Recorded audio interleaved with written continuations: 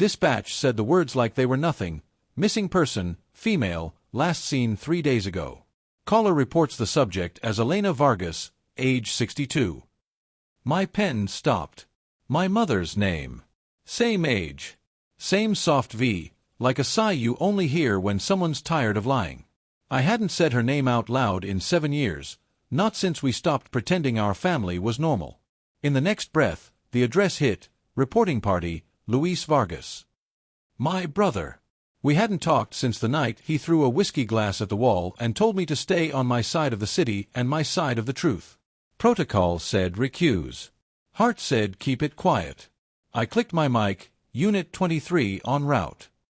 My partner, Diaz, side-eyed me. You good? I nodded, the kind of nod that tells the truth and nothing at all.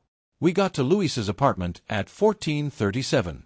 Third floor walk up, paint peeling like sunburn, dead smoke detector chirping every 43 seconds. He opened the door in a t-shirt that used to be white and a face that used to be proud. Alex. The word was brittle. His wife hovered behind him, arms folded, ring indents pale on her finger like she'd been twisting it for hours. When did you last see her? I asked, because asking questions is how you build a raft when the floor becomes water. Wednesday. She never misses bingo. Didn't show. Didn't call. He swallowed. Her phone goes straight to voicemail. I went by her place. Door was locked. Curtains open. Purse on the chair. Diaz started the formality dance. Consent to search, recent medical issues, known associates. I let the words run like a metronome while I scanned. Photos on the wall, our father boxed out of family frames like a stain someone tried to scrub and only spread, a calendar with a red circle around the 12th and the word doctor in my mother's handwriting, the tidy cursive she weaponized to make bills look friendly. Why didn't you call sooner? Diaz asked, mildly. She's independent, Luis said, eyes flicking to me. The word meant stubborn in our family. It meant disappearing for a day to make a point. 3 days wasn't a point. It was a sentence. We left with a copy of her photo, driver's license crop, neutral expression, eyes that never blinked first. Back in the cruiser, Diaz said, you want to sit this out? No, I said. Protocol could sue me. Elena's apartment smelled like lemon oil and old prayers. Everything was arranged in even numbers. 2 candles, 2 frames, 2 throw pillows aligned like soldiers awaiting inspection. That was new. She used to love odd sets. I opened the fridge. Milk 2 days past 8, half a pot of arroz con leche, no takeout containers. She'd been cooking for herself. Normal. On the counter, a receipt from Vargas Pharmacy, no relation, time-stamped 9/12 Wednesday. Blood pressure meds, a refill on something I didn't recognize, clonazepam, 0.5 milligrams. Next to it, a folded note. If I'm not back by Sunday, water the violets. E. Diaz lifted an eyebrow. She leave notes often? No, my throat went dry. My mother hated houseplants, said they were just long goodbyes. I checked the bedroom. The bed was made military tight. Closet, 7 blouses, 3 dresses, 1 funeral black, 1 church blue, 1 floral that made me angry for reasons I didn't examine. Her suitcase was gone. The smaller one, the overnight. And on the top shelf, shoebox labeled taxes. Inside, not taxes. A stack of Polaroids, all of the same house at different times. Morning shadow, afternoon glare, one taken on a rainy day with a finger smudge in the corner. The house was long, low, windows board shot, a porch eaten by rot. Someone had scrawled an address on the back of the top photo, 417 Bracken Road. County line. I felt the old map in my head light up. Bracken's out near the rail spur, Diaz said over my shoulder. Why's your mom got a crush on an abandoned house? I didn't answer. Because my mother never saved a photo without saving the reason.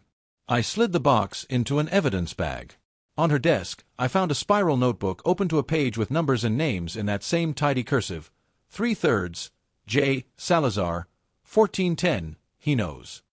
3/7, M. Rincon, the White Door. March 9th, S. Ortiz, 1600 hours, not safe at night. Underlined twice, Bracken. A sticky note clung to the edge. Don't tell Luis. Don't tell Luis. But tell me. Or was I just reading what I needed into coincidence? Diaz was at the window, 2 fingers parting the blinds. You seeing this? Down on the street, an unmarked gray sedan had crawled to a stop across from the building. Tinted. No plates. The kind of car that belongs to someone who likes to be between questions and answers. It sat for 10 seconds. Then it moved on. Neighbors? Diaz asked, casual. Maybe, I said, not believing it. My mother, bingo, clonazepam, an abandoned house, and a surveillance car. The math said this wasn't family drama anymore. It was geometry drawn with string and nails. Back at the precinct, I tried to log the report under a general case number. The software dinged a warning, conflict of interest detected. Subject matches officer's immediate family. Diaz looked at me. We can hand it to missing persons. I stared at the screen, at the blinking cursor like a metronome measuring cowardice. We'll start the canvas, I said. Then we'll hand it off. It wasn't a lie if you planned to obey it later. We hit Vargas Pharmacy first. The pharmacist, a man in his late 50s with the bored competence of someone who counts other people's emergencies for a living, pulled the log. Picked up Wednesday. Chatted about the weather. Wrote down a number someone left for her. He slid a scrap across the counter. A number with no name. I dialed it with my own phone. 3 rings. A mechanical voice. Mailbox is full. Security footage? Diaz asked. For customers, 72-hour rollover, he said, turning to the back. You're in luck. We watched my mother on a screen. Timestamp 9 hours 11 minutes and 53 seconds. She was small in the way people become when they carry a lot alone. She paid cash, smoothed the receipt, tucked it under her phone case, habit, and turned to leave. At the door, a man stepped in. Baseball cap. Beard. The kind of forgettable you buy when you want to be everyone and no one. He held the door for her. She nodded, half smile. He didn't follow. He waited 5 seconds, then stepped out too. The camera caught his profile. A small scar under the left eye. My chest went tight. Freeze that, I said. Print. We ran the number through our system. Burn phone. Purchased cash at a convenience store on 8th and Willow. The clerk remembered the cap, the beard, the scar. He bought 2. Said one was for his mother. The lie was almost kind. Diaz tapped the Polaroids. You thinking what I'm thinking?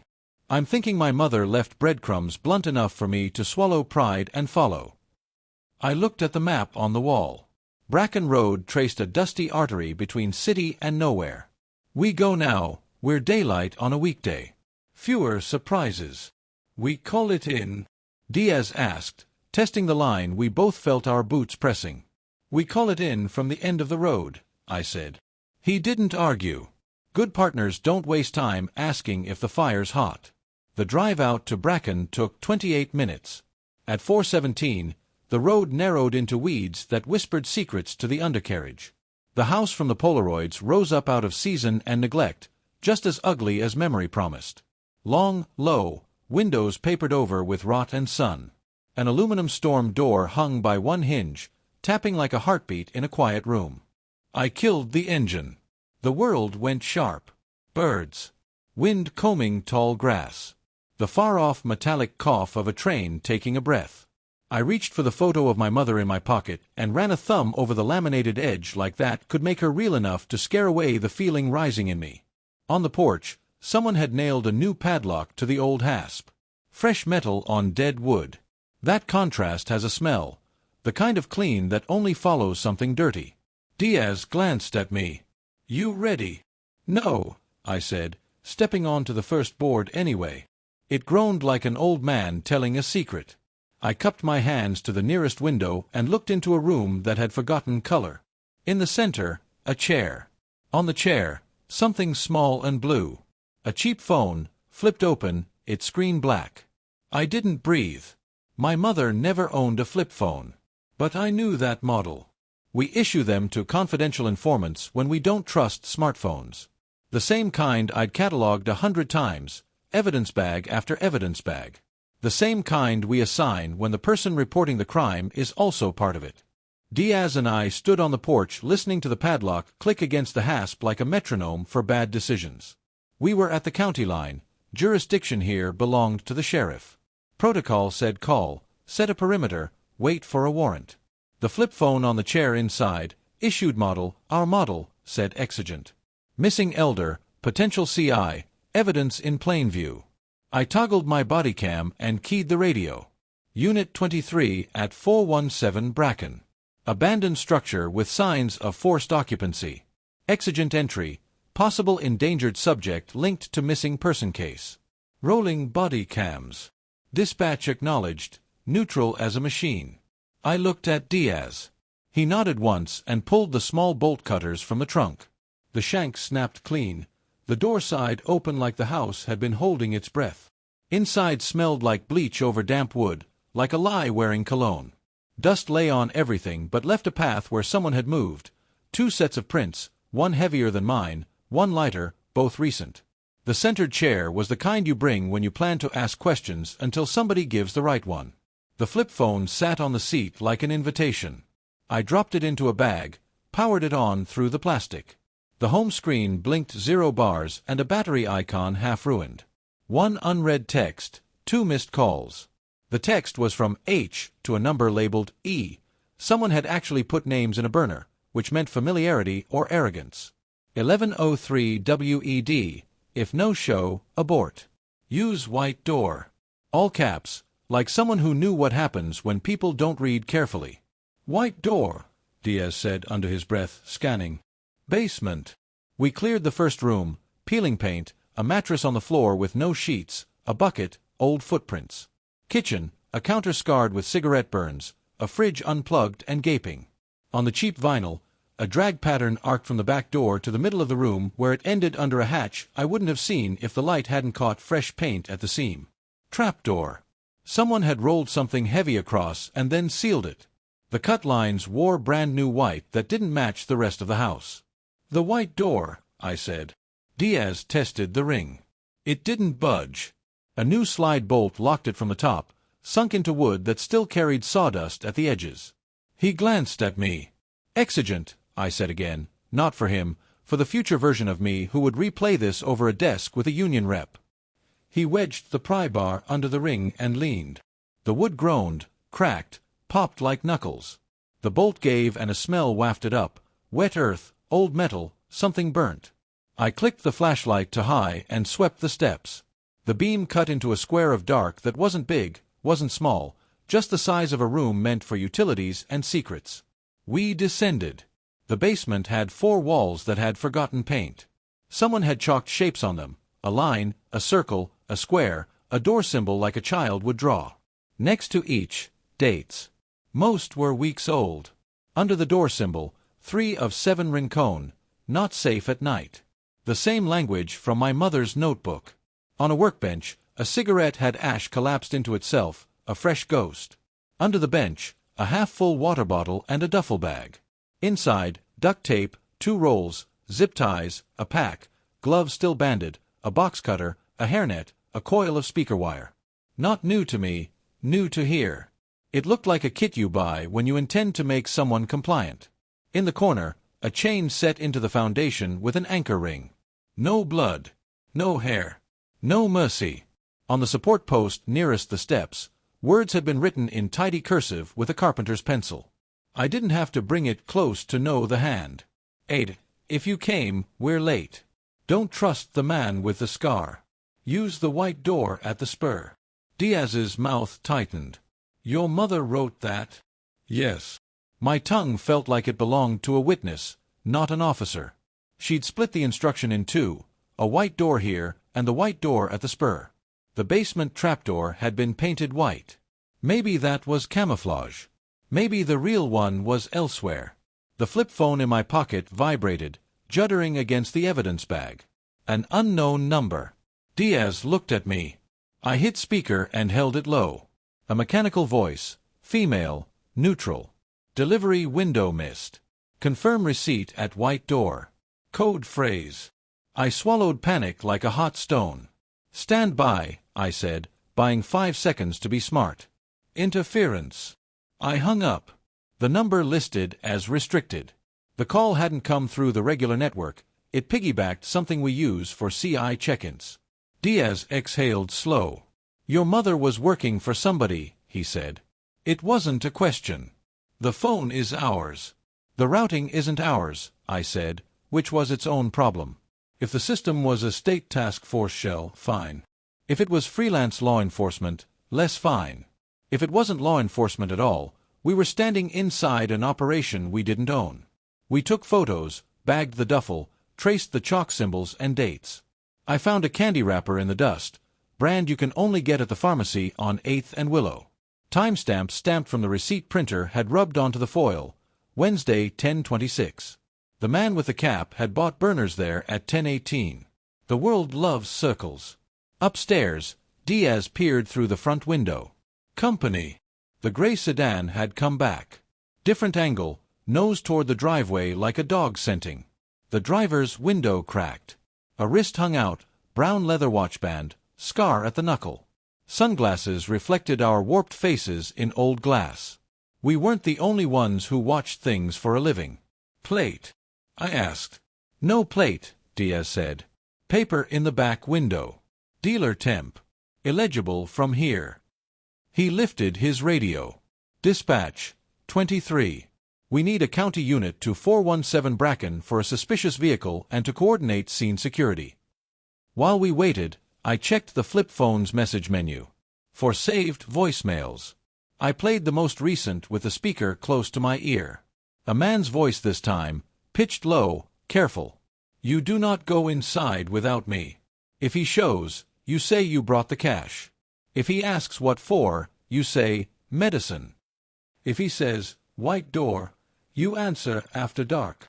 If he asks who sent you, you say, J. You do not say my name. J. Salazar. The initials from the notebook hung in the air like humidity. The Salazar crew had been trying to pivot from cars to pills for 2 years, rumor said. If my mother was inside that rumor, she'd volunteered for something that didn't forgive mistakes. County showed in a dust bloom, a tan Tahoe, star on the door, a deputy with a mustache the size of a small opinion. He stepped out slow, hand relaxed near his holster, eyes taking in bolt cutter marks, our boots, our faces.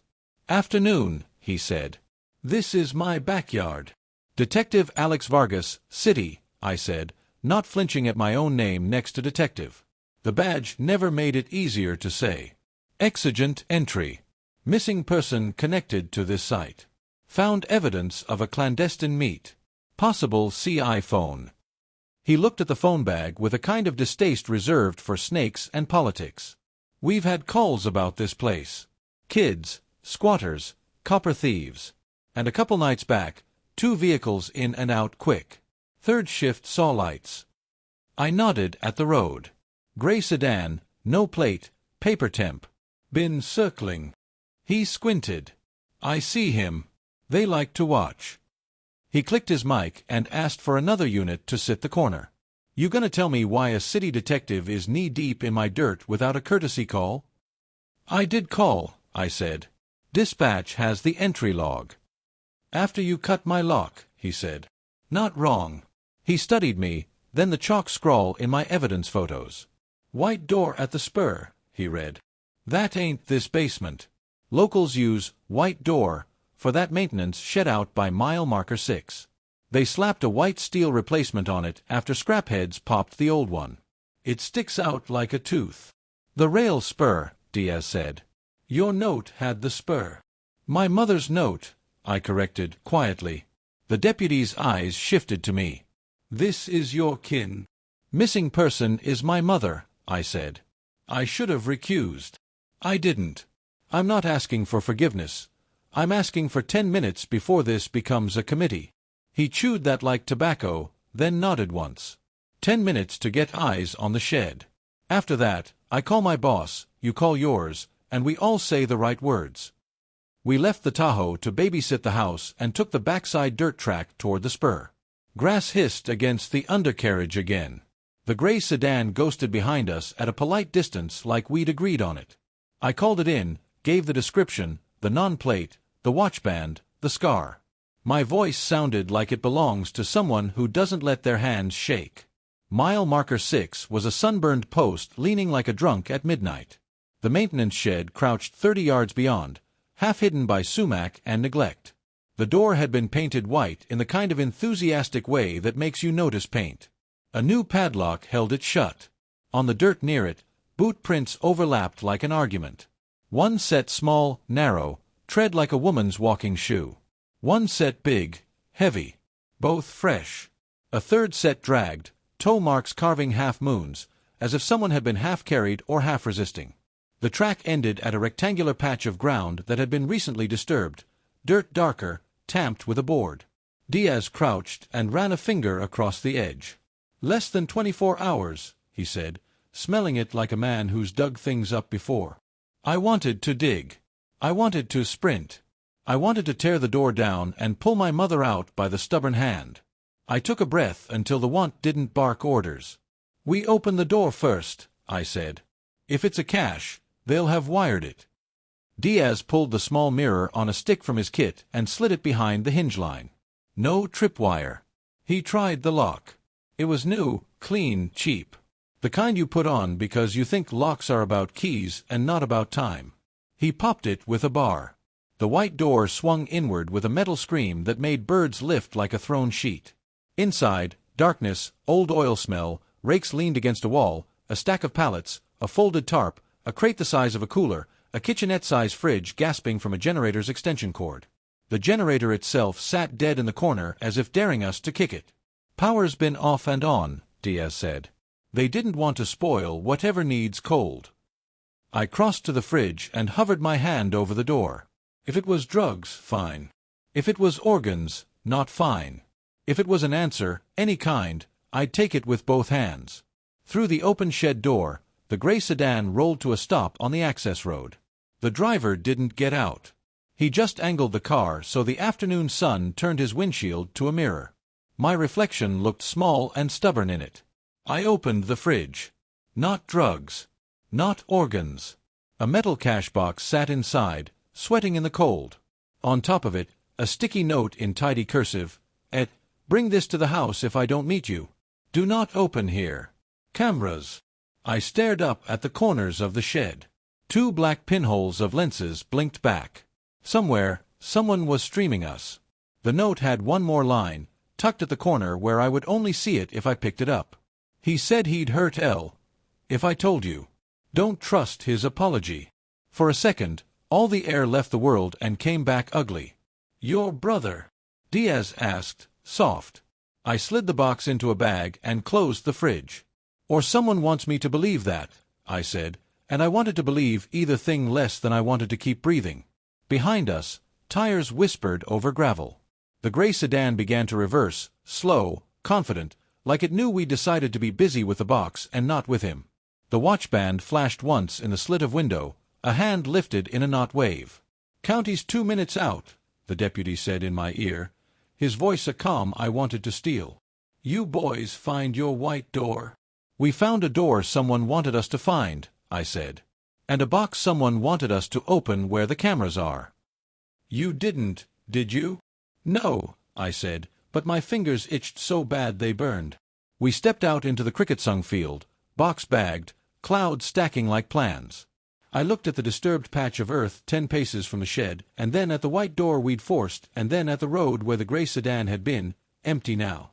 I thought of my mother's careful handwriting underlining a single word twice, Bracken. I thought of a chair centered in a room and a chain sunk into concrete and a flip phone that belonged to people like me, used by a woman who'd never asked me for help until it wouldn't be a favor. Diaz said, "We need a shovel." I said, "We need a warrant." He nodded. "We'll need both." We stood at the edge of that dark patch of soil like men waiting for permission from ghosts. The deputy's Tahoe arrived first, dust blooming behind it, then another county unit with 2 uniforms who looked young enough to still trust orders. They eyed the broken lock, the fridge, the box bagged and tagged. The deputy crouched at the disturbed ground, ran a gloved hand across the surface, smelled the dirt. 24 hours, give or take.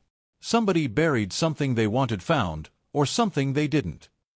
Diaz said. We need to preserve the scene. Warrant, crime techs, the whole circus. I wanted to dig with my bare hands. My mother's note echoed in my head. Don't trust the man with the scar. Don't trust his apology. If she was in that ground, I needed to know now. But protocol was the only shield that stood between justice and ruin. We secure the perimeter, I said, my voice like gravel. Nobody touches the soil until forensics is here. The deputy nodded. Agreed. He studied me with eyes that understood family mess. We'll get your warrant fast. Judge knows me. Back at the shed, the cash box sat in its evidence bag like a heart on ice. Diaz tapped it. We should open it in controlled conditions. Lab camera, chain of custody. I stared at the sticky note in my mother's hand, the warning about my brother. My chest burned. She wanted me to open it at the house. Cameras here, maybe false eyes, maybe real. Either way, someone's watching. We need to control the audience.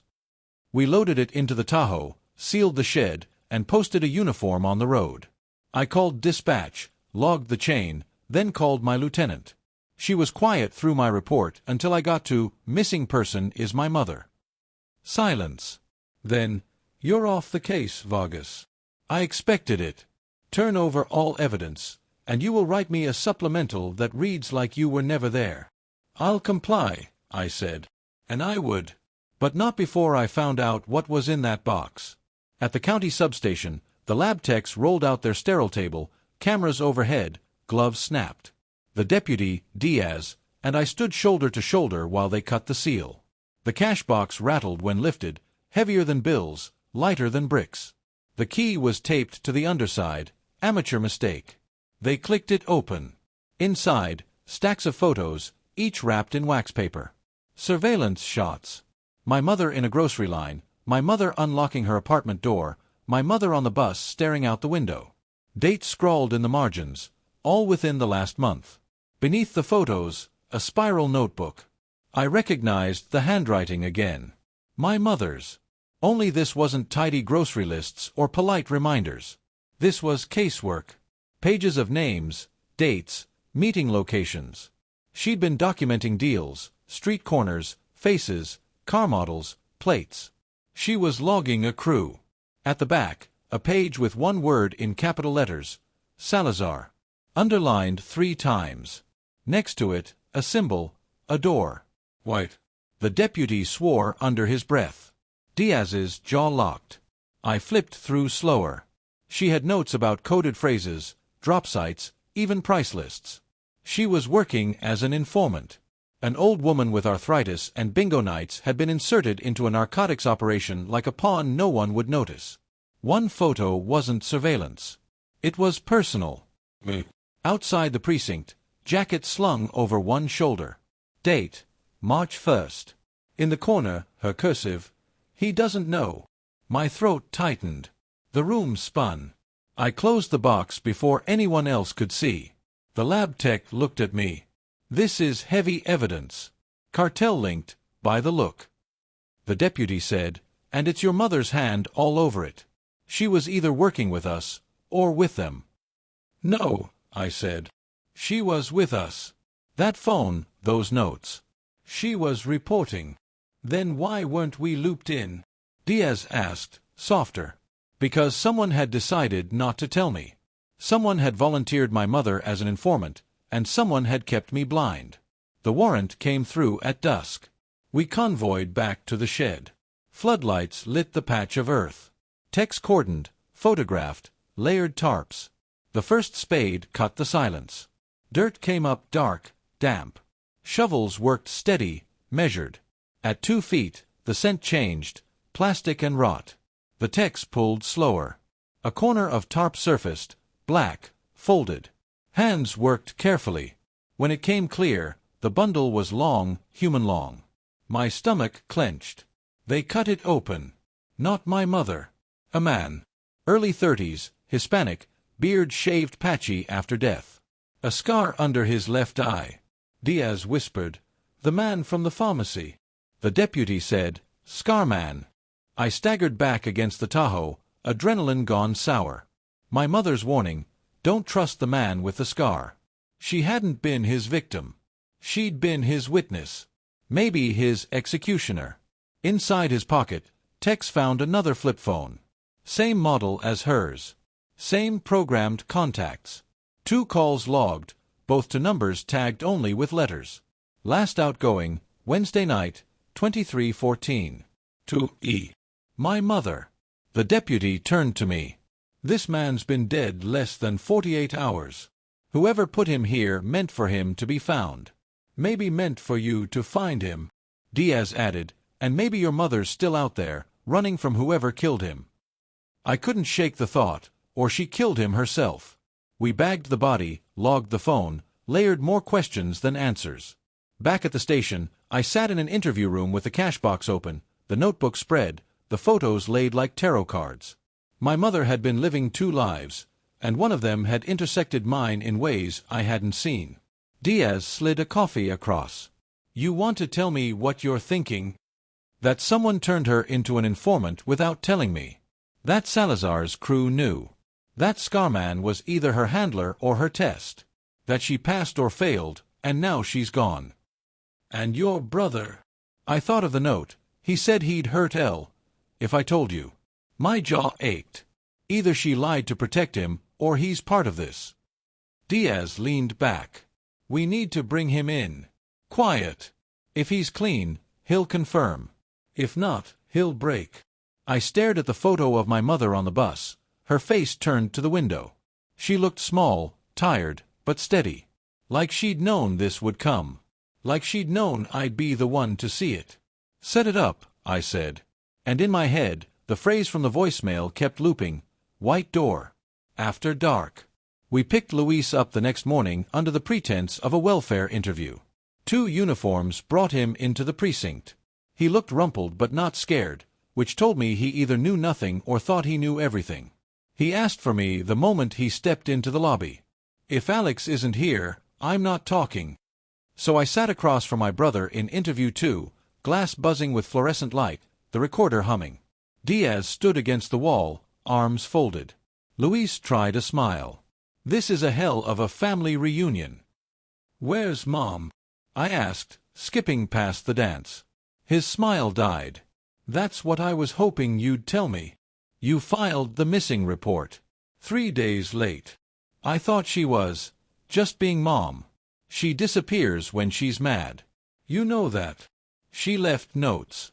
She was working with someone. I slid the cash box photo across the table. Her handwriting, the Salazar name. His jaw tightened. He knew. Where'd you get this? He asked. Answer my question. I don't know where she is. His eyes darted to Diaz, then back to me. But I know she was scared. She came to me 2 weeks ago, said some men had been around. Wanted her to deliver something. Told her if she didn't, they'd hurt me. The note said that, I said quietly. His voice cracked. She made me promise not to tell you. Said you'd blow it up and we'd all be dead. Diaz leaned forward. What men? Luis hesitated.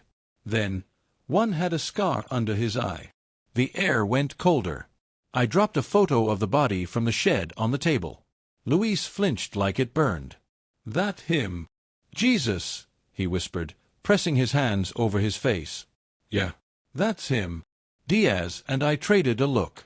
Scarman was dead, and my brother had known him. Why didn't you say anything before? I asked.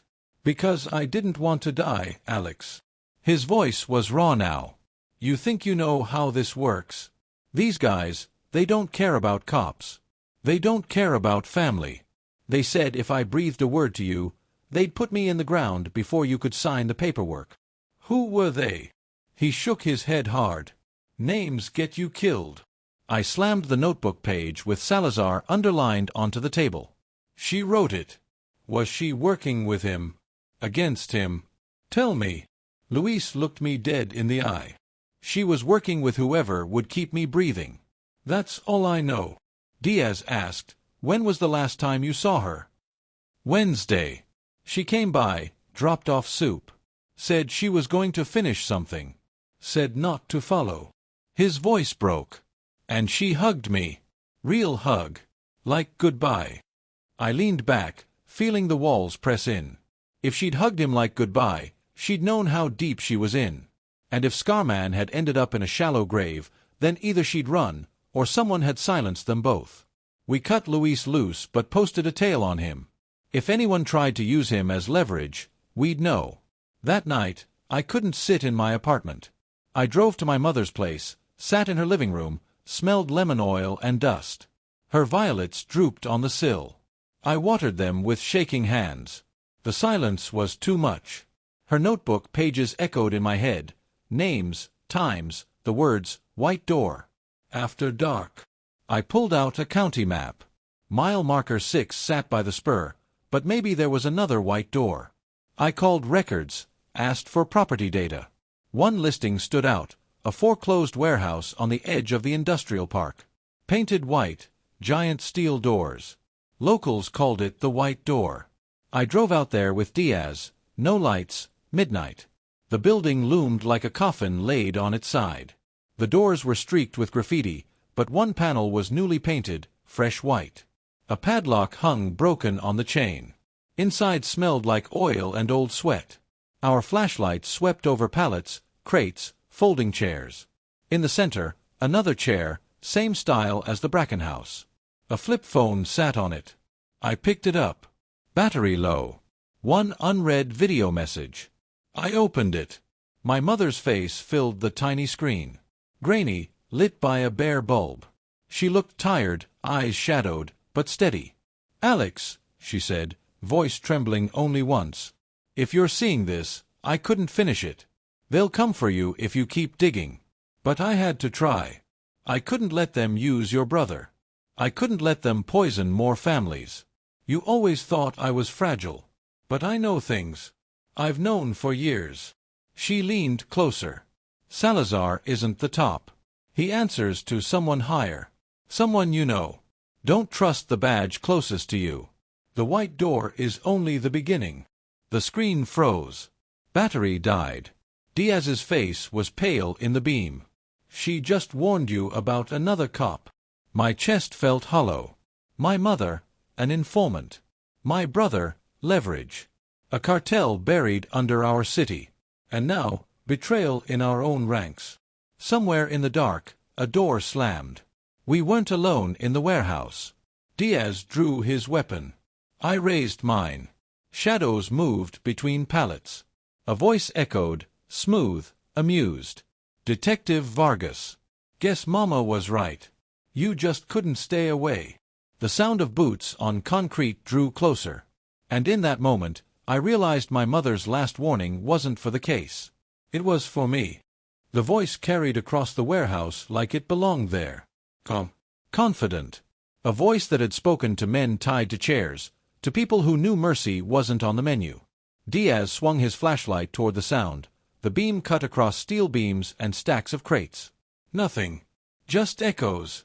Boots scuffed closer. A silhouette emerged, tall, broad, gloved hands loose at his sides. A face shadowed under a hood, but I caught the shine of a scar beneath his eye.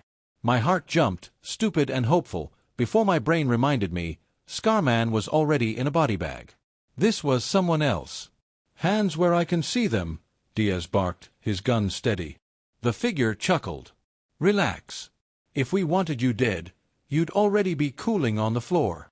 "We." "Not I." From the dark on our right, a second figure stepped out. Slimmer, but the way he held himself said practiced violence.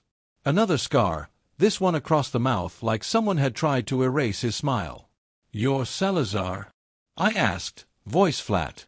The first man laughed again. "Salazar is a salesman. I'm the one who pays the bills." He stepped into the beam.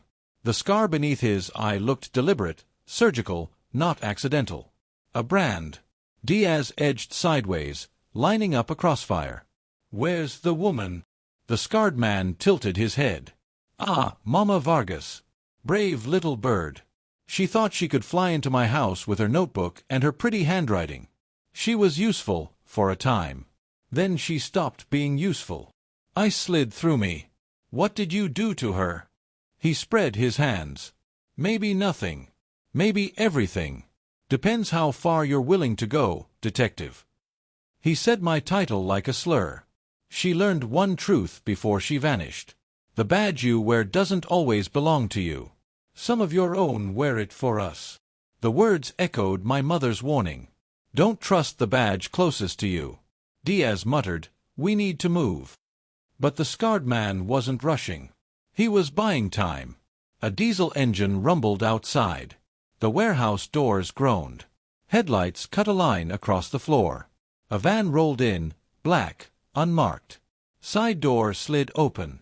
More silhouettes. 3, 4. Fall back, I hissed. We backed toward the exit we'd used, guns up, but the scarred man just smiled. Go ahead. Take your box of secrets. Take your lies. Every door you open just leads to another. He nodded. The van's lights went out. The warehouse plunged into dark. By the time we scrambled outside, the night was empty. No van. No men. Just crickets and the stink of diesel fading into the wind. Back in the cruiser, Diaz's jaw worked. They let us walk. Because they wanted us to. My fingers clenched the wheel. They're sending a message.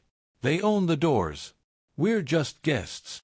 At the precinct, my lieutenant was waiting, arms folded. Her eyes cut through me. You went out to the warehouse after I told you to stand down? I held up the evidence bag with the dead phone. We found a message from my mother. She said someone inside is dirty. The lieutenant's face didn't move. You're off this case, Vargas. Effective now. Internal Affairs will handle the conflict. Diaz started to argue.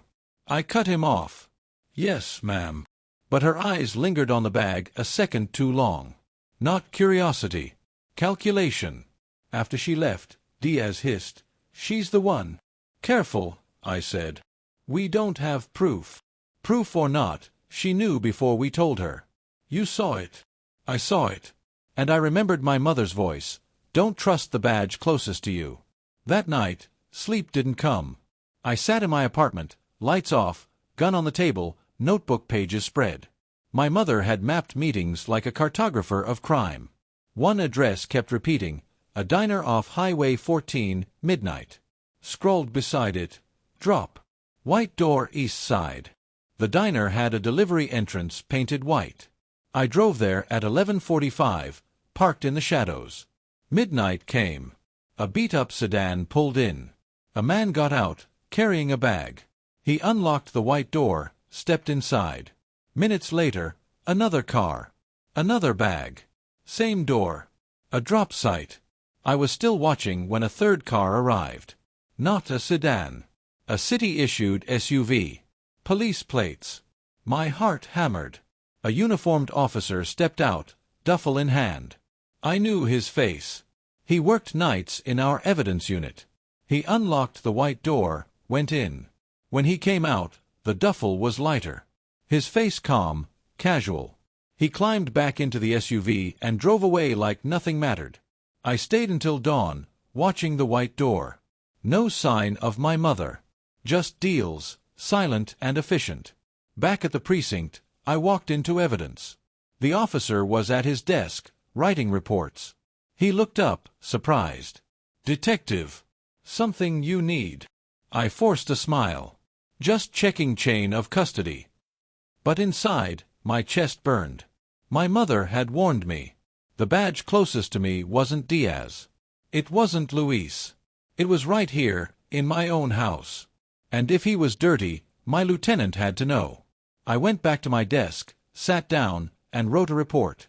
I put everything in it: warehouse, scarred men, white doors, the SUV at the diner. I printed 2 copies. One went in my lieutenant's box. The other I slid under Diaz's door. Insurance. Then I pulled out my mother's notebook again. On the last page, a single line I hadn't noticed before, scrawled in shaky handwriting. If you find this, Alex, don't come looking for me. Find the door they can't paint white. I didn't know what it meant. But I knew this. She was still out there. And the only way to reach her was to walk through every door they tried to hide. My phone buzzed. Unknown number. I answered. Silence. Then my mother's voice, Faint. Breaking. Alex, stop. They're watching. Click. The line went dead. The call cut off so suddenly I thought I'd imagined it. But the echo of my mother's voice still rattled in my bones, strained, weak, but real. She was alive. Somewhere. Diaz burst through my office door. I got your report. You should have told me in person. Evidence unit. That's bad, Alex. He was at the diner, I said. My hand still clutched the phone like it could bleed more words. With the duffel. He's part of it. Diaz shut the door, lowered his voice. Then we can't trust anyone in-house. If he's dirty, and the lieutenant's covering, every step we take inside the precinct is compromised. My mother's last notebook entry clawed at me. Find the door they can't paint white. Every door we'd found so far was staged. Trap houses, sheds, warehouses, diner drops. Each one marked, painted white like they wanted to brand it. A signal, a decoy. But somewhere, there was a door they couldn't mark. A place too important to be touched with paint. We need to follow the SUV, I said. Catch him in the act. Diaz nodded. Tonight. No backup, no chatter on the radio. We waited. At 23:50, the SUV rolled out of the precinct garage, same officer behind the wheel. We tailed at 2 cars' distance, lights off, through industrial streets that smelled like diesel and wet concrete. He drove past the diner, didn't stop. Kept going out toward the river. At 017, he turned down a gravel road that ended at an abandoned textile mill. The place had been shuttered for a decade, windows bricked, graffiti layered thick as paint. He parked near a side entrance, slipped out with another duffel. No hesitation. He knew his way around. Diaz muttered, "Looks like he's done this 100 times." We killed the engine, moved on foot. The river's mist curled around the building like smoke. My boots crunched gravel too loud in my ears. We stopped 10 yards from the side entrance, watched him unlock a steel door. Not white. Just rust and old green. The door they couldn't paint. Inside, fluorescent light flickered. He disappeared into the dark. We followed, weapons drawn. The smell hit first, chemical, sharp, the tang of cooked product. Then the sound, generators humming, fans whirring. We edged around a corner and froze. The mill's vast floor had been gutted and reborn. Rows of tables with burners, glassware, bags stacked high. A production line. Workers moved silently, masked, efficient. At least 20 of them. At the far end, pallets of sealed packages, ready for transport. And there, tied to a chair near the wall, head bowed, hair gray under the harsh lights, my mother. My throat seized. "Mom." Diaz gripped my arm. "Wait." The dirty officer set the duffel down at a desk where another man waited. Not Salazar. Someone older, sharper. Suit jacket over work boots, hair slicked back. He flipped open the bag, thumbed through stacks of cash, nodded once. Then he turned, and I knew him. Captain Rivera. Our captain. The man who'd pinned my detective badge 2 years ago. He said something I couldn't hear. The workers laughed. My mother flinched. Diaz whispered, "Jesus Christ." Everything in me wanted to rush in, tear her free. But 20 men stood between us, and Rivera's smile said he was in control. Rivera lit a cigarette, exhaled smoke like punctuation. He leaned close to my mother, said something. She shook her head weakly. He backhanded her, casual. I felt Diaz tense. "We can't do this alone. If we leave, they move her." My hands shook on the gun. "We'll lose her." We backed into the shadows, hearts hammering. I forced myself to think. Cameras dotted the rafters. A cartel lab, run under the nose of my own department, protected by the white door system. My mother had found it. That's why she'd been taken. We slipped out the way we came, the night air cold and cruel. In the car, Diaz gripped the wheel hard enough to whiten his knuckles.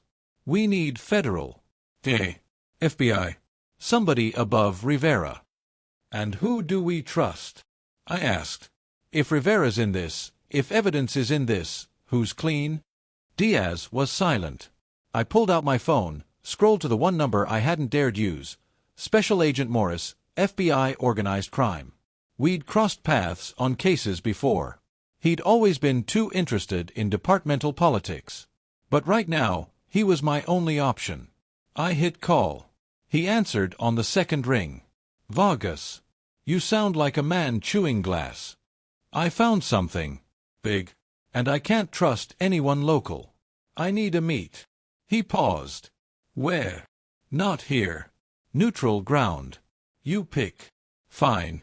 Old bus depot, 2 hours. Click. Diaz frowned. You sure about him?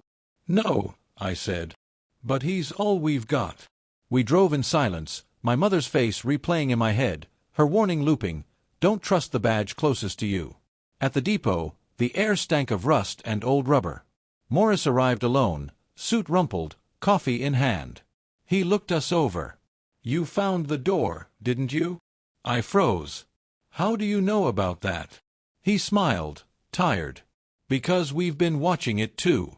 Rivera's been on our radar for months. We just didn't have a way in. Until now. He sipped his coffee. And now, thanks to your mother, we do. My chest tightened. She's alive. They've got her inside. I know, Morris said. And we're going to get her. But you have to follow my lead. One wrong move and the whole case collapses. Do you understand? I wanted to tell him no, to storm the mill myself. But my mother's life hung on precision. What do you need? Morris tossed me a burner phone. Stay off your department lines. You work with me now. We'll bring the hammer down on Rivera and his friends. But first, we need leverage. Something inside that mill we can use. Diaz asked. And if they move her before then? Morris's eyes hardened. Then we better move faster. He turned to me. Vargas, you're going to be the bait. My stomach dropped. What? You're already compromised. Rivera knows you've been sniffing. If we dangle you, he'll make a move. We catch him, we crack the door. And my mother. We'll get her, Morris said. But first we need the proof that burns him. Diaz muttered, This is suicide. Maybe it was. But as I stared at the cracked floor of the depot, I thought of my mother tied to that chair, refusing to break. If she could endure, so could I. I looked up at Morris. Tell me what to do. Morris laid it out like a surgeon explaining a risky cut. I'd wear a wire and a tracker the size of an aspirin tucked under my tongue. I'd make contact through the white door network with the code phrase we'd lifted from the voicemail. I'd offer myself as the problem they needed to solve. He'd stack teams outside the mill and the diner and the Bracken house, every painted door we'd touched, ready to hit when Rivera reached for me. At 2107 I stood behind the diner, breath ghosting white, thumb hovering over the flip phone we'd pulled from the cash box. Diaz faced the alley, gun low. I typed what Scarman said to type, medicine, after dark, J. The reply came faster than my heart, white door, river. Come alone. I spit the tracker into my palm and tucked it into my cheek again. Diaz squeezed my shoulder once, a wordless don't die, and melted into shadow. They came in a panel van, unmarked, clean. The sliding door hissed. 2 men in masks. No chatter. They frisked me, found nothing they weren't supposed to find, hooded me, moved me. The ride was short. Gravel under tires, a generator's hum rising like a tide. When they pulled the hood, the mill's cold fluorescence drilled into my eyes. The lab throbbed. Workers glanced up and then away like fish. Rivera stepped out from behind a stack of sealed bricks, sleeves rolled, tie loose. The dirty evidence officer hovered 2 paces behind him, eyes flat. Between them, on a chair, my mother. Her face was pale with pain and stubbornness. Her eyes found mine and did not blink. You just couldn't help yourself, Rivera said, voice almost affectionate. You and the old woman. Family is such a liability in this business. You're under arrest, I said, and if my voice shook, I let it. Rivera smiled like he'd been practicing in mirrors. No, detective. Tonight you put your gun down and you unlearn. Or you watch her learn what happens when a city boy plays with doors he doesn't own. I raised my hand slow, letting the wire catch his cadence, his arrogance. My tongue pressed the tracker, praying it was singing. "You think you can buy your way out with me?" I asked. "You think you survive this?" "I don't think, Vargas. I know. We've owned this river 10 years. We picked your little white doors because you people love symbols. You chase paint while we move product behind brick." He flicked ash. "Bring him." The scar across the mouth man, new scar, stepped forward with zip ties. The evidence officer took my gun like he'd been waiting his whole life to hold authority upside down. I turned to my mother. "I'm here." She lifted her chin a millimeter. Her voice was shredded but crisp. "Find the door they can't paint." "I found it." Her eyes flicked once toward the rafters. Tiny black dots stared back. "Cameras." "Good. Let the wire and the cameras marry." "Do you know what I love about white doors?" Rivera asked, strolling now, sermon slick. "You can watch a man walk through one and think you've understood him. But the lock is always somewhere else." "And the key?" I said. He grinned. "Standing right here." He pulled out his phone, tapped. Somewhere deeper in the mill, a compressor kicked, a hiss like a snake. He leaned into my mother's ear. "This is where you apologize for making me work this hard." My mother looked at him with that same look she used on me when I was 9 and lied about breaking her vase. Not angry. Disappointed. "You hit like your father." For a heartbeat, something ugly rippled his face. Then he laughed too loud, too long. Endearing. The panel van door slammed outside. My head snapped up. Rivera didn't flinch. "Don't worry," he said softly. "That's my delivery. You're not interesting enough to bring friends." He was wrong. The mill's lights stuttered. A second later, they died. Everything went black but for the emergency glow strips along the floor. The generator coughed and quit like a choked animal. The wire in my collar hummed with voices layered and low. "Move, move, move." Rivera's smile finally cracked. "Positions." Gunfire snapped at the far doors, controlled, surgical. Flashbangs popped, white suns under steel. Men shouted in 3 languages. A voice over a PA, amplified and inevitable, rolled through the darkness. "Federal warrant. Hands where we can see them. Down, down." Rivera reached for my mother, grabbing a fistful of her hair. The evidence officer yanked me forward as human shield. I stomped his instep, dropped deadweight, twisted. The zip ties bit my skin. I used them anyway, looped over his wrist, jerked. He lost the gun. It skittered. The across-the-mouth man came at me, fast. Diaz hit him from my blind side like a train. They went down hard. I lunged for my mother's chair. Rivera swung the butt of his pistol into my temple, lightning, white and ringing. I clung to the chair, drove my shoulder into his ribs. He grunted, stepped back. In the strobing dark, a silhouette moved behind him and barked, "Drop it!" That voice I knew, my lieutenant. She fired when he turned. 2 rounds. Rivera's shoulder blossomed dark. "Alex!" Diaz shouted. I found the knot on the rope around my mother's wrist and tore until it burned skin. Hands joined mine, gloved, quick. Morris appeared from the dark, all business. "We've got her," he said. "Go." I didn't want to leave. My mother's hand grabbed mine, nails digging crescents. "Go," she rasped. "Finish it." The lab became a kaleidoscope of cinder blocks and combat boots. Rivera was on his knees, bleeding and laughing. "You think this ends it? Cute." He spit red. "Pull the east wall." Too late I heard the low groan. The far east wall shivered where it had been cut to fail. Someone had wired charges. The first detonation thumped like a giant's heartbeat. Dust bellowed. A section of brick folded like paper and fell, burying tables, cutting the floor in half. Workers scrambled through side exits like ants. Agents yelled. The world tilted. I grabbed my mother, lifted her, stumbled as Diaz and 2 agents flanked us. We moved, half dragging, half running, through a thicket of pallets. A figure lunged from the smoke with a knife, across the mouth, bleeding and incandescent with hate. He drove at my mother. I stepped into him and the blade found me instead, a hot, dumb pressure under my ribs. Diaz put him down with a short, ugly pair of shots. The knife dropped. My legs forgot their job for a second. "Stay with me," my mother said, and it sounded like 1998 and a scraped knee and her aloe-scented hands. We spilled into the night. The river's breath hit like absolution. Sirens braided with the insect whir of drones. Black SUVs idled like waiting thoughts. Agents pulled us under floodlight, gloved hands on elbows, a paramedic's world appearing out of chaos. They lifted my mother onto a gurney. She clamped my fingers again. "I told you not to look for me." "You left me a map," I said. Blood was warm down my side. "You knew I would." Morris stepped into the wash of light, radio at his shoulder, calm like a man who'd finally stopped holding his breath.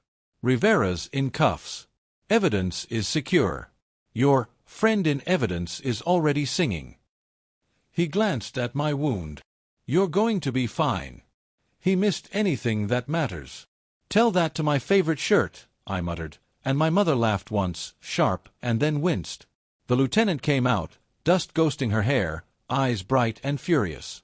"Next time you decide to disobey a direct order, Vargas, at least bring the feds before you kick the door." I blinked at her. "You knew." She jerked her chin at Morris. "IA has been sitting on Rivera a year waiting for him to make a mistake. You gave us one." She looked at my mother, and her voice shed its armor. "Ma'am, you're a hell of a lot braver than my entire academy class." They wheeled my mother into the ambulance. She held up our hands, still linked, and squeezed. "Luis," she whispered. "We've had him under," Diaz said quickly. "He's safe." We followed the ambulance with lights off, the city unwinding ahead, the white doors of the night receding into plain steel and brick. At the hospital, fluorescent quiet and coffee that tasted like penance. They stitched me, stitched her. The knife had been rude, not fatal. She dozed, woke, watched the ceiling, finally looked at me like we were both new. "I started because of Luis," she said when the room was a soft machine hum. "He owed men who don't forgive. I could sit and wait for the knock, or I could knock first. The notebook was for you if I failed. I didn't tell you because I knew you'd try to save me and get yourself killed." "You almost got yourself killed," I said. She smiled without teeth. "That's the job, isn't it?" A nurse laughed at that from the doorway.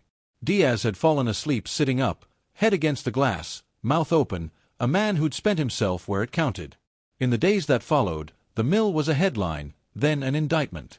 Rivera's mugshot ran next to press conferences, next to pallets of seized product, next to a map of every white door we'd used as bait.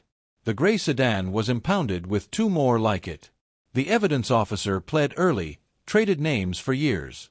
Salazar vanished into the wind for now. Doors kept appearing on tip sheets, but the city had learned to look for hinges, not paint.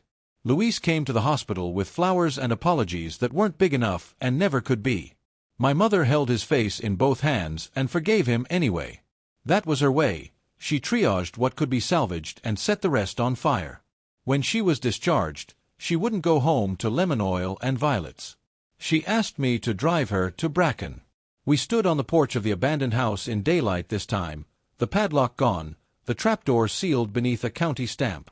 Birds nested in the eaves. The chair was gone.